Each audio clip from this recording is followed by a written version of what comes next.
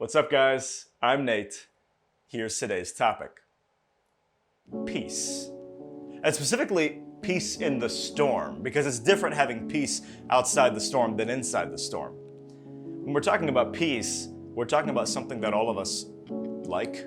It's not a controversial opinion to like times of peace, to like to be able to rest, to like to be able to feel secure and safe, and that you're going to be taken care of, and that yesterday was okay, and that today is fine, and that tomorrow is going to be great, and you're going to be taken care of, you're going to be okay. That's peace. It's the rest, it's the equilibrium.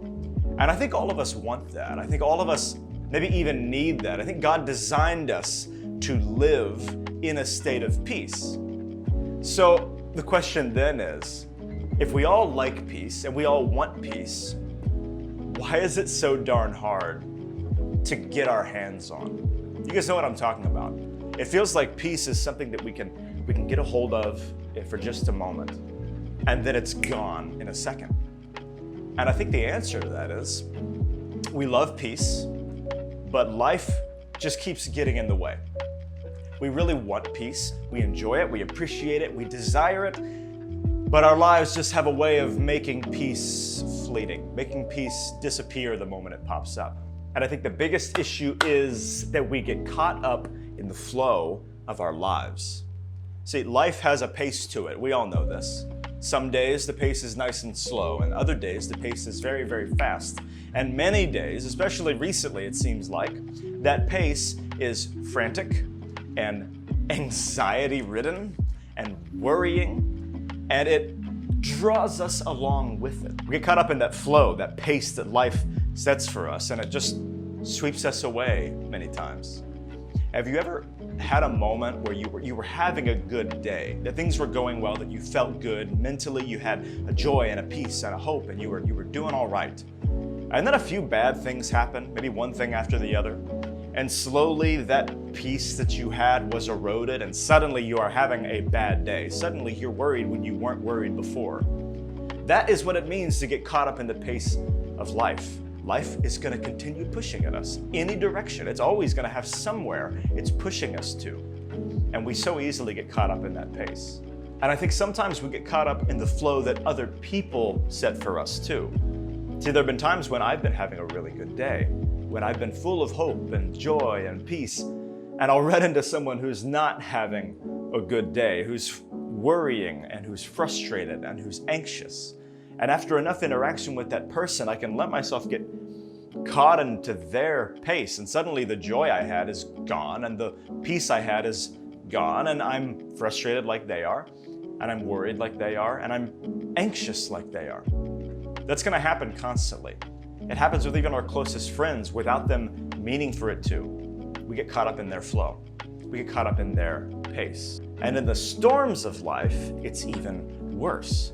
That flow, that normal life kind of nudges us along, suddenly becomes a raging current, and we can very easily get swept along when the storms of life hit. You guys know what I mean by the storms of life. I'm talking that car payment that comes out of nowhere that messes up your budget for a month.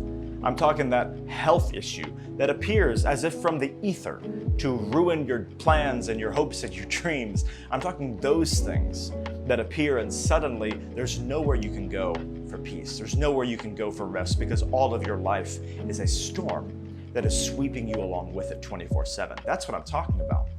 And every single one of us face those things. And the very first thing to go when those storms hit our lives, the very first thing to disappear from our hearts whenever we get swept along in the current of those storms, is our peace, our equilibrium, our rest, our sense that we are going to be okay, our consciousness of the presence of God in our lives. That is the first thing, it seems, to disappear from our hearts when life gets really tough and when our circumstances start pushing in on us and sweeping us away with them. Suddenly, instead of peace, it's worry in our hearts. Instead of rest, there's unrest. See, and here's where the discussion ends for most people. Because they'll say, yeah, Nate, that's great. I love peace. Everybody loves peace. I want peace, but life is crazy. I'm in a storm, just like what you're saying. And so maybe someday my life will calm down and that storm will go away so that I can have peace again. See, I think that's a sad, fatalistic way of viewing our own hearts. That we are doomed to have, whether or not we have peace or hope or joy or worry or unrest or anxiety, dictated to us by the things that are happening outside of us. See, I think the amazing, beautiful way about the way God created us human beings is that despite what is happening outside of us, despite how great and powerful the storm outside of us is, we can be pushed by it, but we can never be controlled by it. And I think that's a crucial distinction. Because yes, we can be influenced by our circumstances. We can be pushed and pushed strongly even. But God, by His grace, has given us the ability to control what's happening on the inside. That by His grace, we can have peace in spite of the things that are happening outside of us. That we can have joy in the face of our circumstances, no matter how hard. See, God wants us to have that. He designed us to be able to live with joy in the midst of the storm, but we have to learn to accept it from Him. We have to learn how to take up that peace in the midst of our circumstances, because we know it's not going to happen naturally. Every single one of us knows by experience that we're not going to naturally walk in peace when a storm comes. We have to learn how to accept the peace that God has for us. And see, there's a lot of things we could talk about here for how to have peace in the midst of the storm. There's a lot of methods that have been proposed over the years for how the follower of God can take that peace that God has for them. But I'm going to share with you guys the one thing that God has taught me over the last few years of my life that has single-handedly changed the way I respond to storms, the way I respond to hardship and suffering and adversity. We have to learn how to break the flow. And see, it's that flow that life sets for us that sweeps us out of peace and into anxiety. It's that flow that sweeps us out of a confidence in our God and a consciousness of His presence with us and into a worry and an unrest and an anxiety and this feeling that we're not going to be okay and not going to be taken care of. It's that flow that makes it so when we run into somebody who's having a bad day, that suddenly our day can get messed up as well.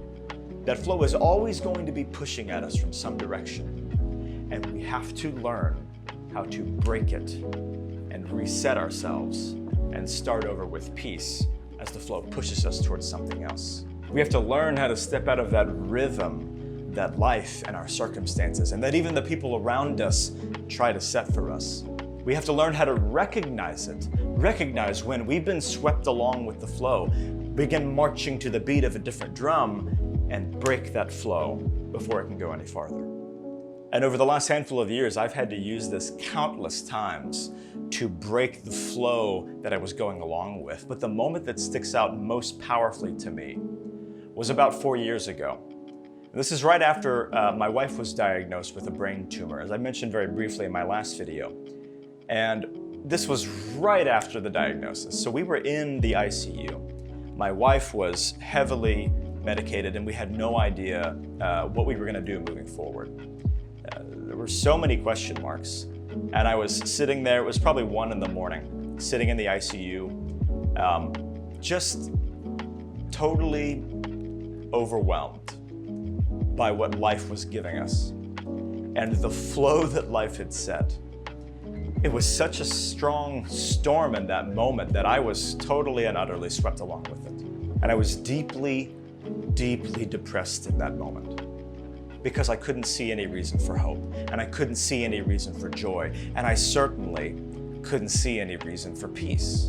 And it was there, sitting in the ICU at 1 a.m, completely and utterly overwhelmed by my own worries and sorrows and anxiety, seeing no reason for hope and no reason for joy and certainly no reason for peace, that I felt God say, I want you to start writing down everything you have to be thankful for, Nate. Get a pen and paper out right now and start writing down the things that you have to be thankful for. And in the midst of being caught up in that flow, I thought, that's the stupidest thing I've ever heard, God, because I have nothing to be thankful for. I have nothing that I should have joy over. I have nothing that I can have peace over. And I felt like God said, do it anyway. I said, fine. So I pulled out a pen and I pulled out some paper and I began to write down anything I could think of. And I sat there for probably 10 minutes before I could think of one thing that I was thankful for. And as I started to get a little bit more perspective, I said, God, thank you that if this was going to happen, that it happened to either myself or Savannah and not to one of my children. Thank you that they're healthy. God, thank you that Savannah's alive right now. And that even though we don't know what's going to happen going forward, thank you that she's alive now. And I can be with her now, and our children can be with her now. And I begin to write down one thing after the other as my perspective grew broader and broader in that moment, and I begin to see more of my life for the way things truly are. And I begin to see the truth and the reality of my life that I have, even in the midst of a storm, an unbelievable amount of things to be thankful for. And over the course of the next 30 minutes, the flow that I was in transformed from the flow of hopelessness and fear and anxiety to a flow of hope as I begin to see my life for what it truly is, and as I begin to remember who my God truly is, and that He's a God with whom I can have peace in the midst of the storm. A God with whom I can have joy in the face of sorrow and rest in the face of chaos, peace in the face of every flow life can throw at me, that I could have peace. And I begin to cry in the ICU at 1 a.m, and not because of my situation, but because of the blessings that God has poured on me, and because of my confidence in Him that I have a hope for the future. See, it was in that moment that I broke the flow, that God said, hey, wake up, break the flow, and I did. And I went from deep fear and depression to worship in a short period of time.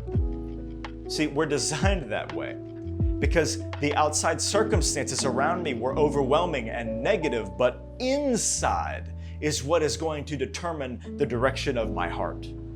And in that moment, as I moved my mind to all the things I could be grateful for and have joy over, I begin to be grateful and have joy in the midst of that circumstances. And suddenly, peace.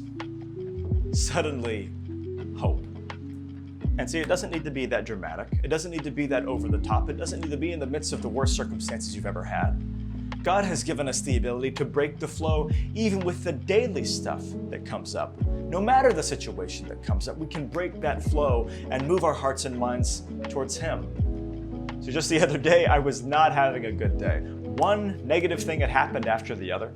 It just seemed to be piling on, and they weren't big things, but it was kind of a culmination of small things, leading me to a deeply negative and frustrated attitude. And I caught myself. I said, hold on. I'm going right along with the flow of all these little things pushing me towards frustration, pushing me towards anxiety or worry or whatever else. And I literally said, hey, I need to step out for a minute, guys. And I took a break from my work and I just went on a walk.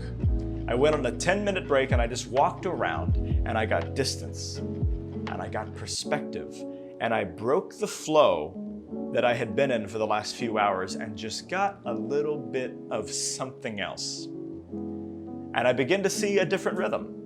I begin to see a different flow, and I begin to remember that God is good and that He's with me and that it's going to be okay, that these are small things I'm getting frustrated over and they're not worth losing my peace over. And at the end of that 10-minute little breaking of the flow, I came back in full of the peace and joy that I should have been walking in from the very beginning. See, and that's what breaking the flow is all about. It's about getting distance from the flow that life is pushing you along with. It's about getting that perspective. It's about moving your mind onto something else. So maybe for you, it's pausing and just opening up your Bible and saying, God, can you give me a fresh something today? Can you change my pace? Can you change my rhythm? Maybe it's about seeking out that friend of yours who's always positive and saying, hey, can you help me to see the bright side of this today? There was a book I read recently that talks about the gratitude walk, which very simply is taking a break from what you're doing to walk around outside and mentally recite all the things you have to be grateful for.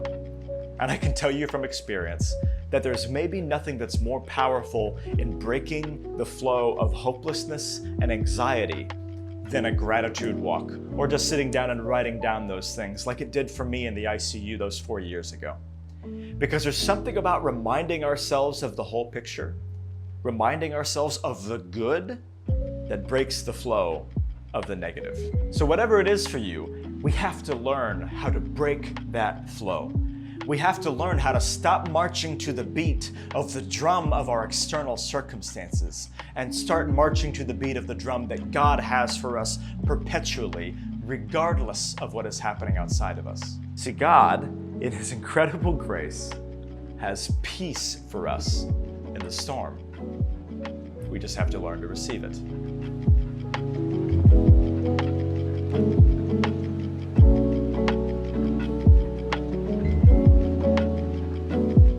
Thank you guys so much for watching this video. I hope you found it encouraging and challenging and uplifting, and that maybe it causes you to rethink the way you approach those speed bumps in our day that can mess our flow up so much and take the peace right out of our hearts.